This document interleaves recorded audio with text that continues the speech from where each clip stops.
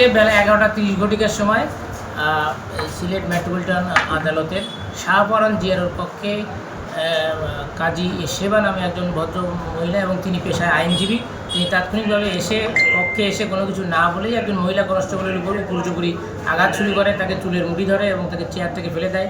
পার্শ্ববর্তী তাকে আরও একজন নারী জিয়ারও তাকে প্রতিহত করার চেষ্টা করলে তাকেও ধাক্কা মেরে ফেলে দিয়ে তিনি দ্রুত রুম থেকে দৌড়ে পালিয়ে যান।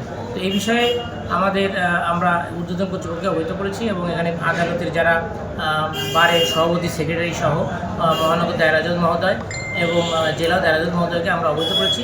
আমাদের দুজন আহত আছে, তাদেরকে প্রাথমিক চিকিৎসার জন্য ওসমানী মেডিকেল কলেজে প্রেরণ করা। মহিলা নারী আইনজীবী, তিনি এখান থেকে বেরিয়ে যেয়ে আরও অনেক অ্যাডভোকেটকে নিয়ে তারা আদালত চত্বরে মিছিল করেছেন, পুলিশের বিরুদ্ধে বিভিন্ন স্লোগান দিয়েছেন। তো এই বিষয়ে আমরা যাতে আইন শৃঙ্খলার পরিস্থিতি কোনো বিঘ্নতার সৃষ্টি না হয় তার জন্য আমরা নিরাপত্তা ব্যবস্থা জোরদার রেখেছি এবং তাদের সাথে আমাদেরকে তর্ক করা বা আরও মানমুখী আচরণ করা তারা চেষ্টা করেছেন, কিন্তু পুলিশ শান্ত থাকায় বিষয়টি আর বেশি দূর এগোয়নি।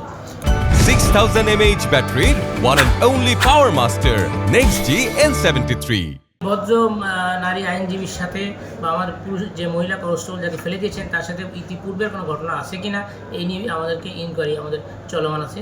আমরা অনুসন্ধান সাপেক্ষে পরবর্তীতে বিস্তারিত আমাদের জানাতে পারব।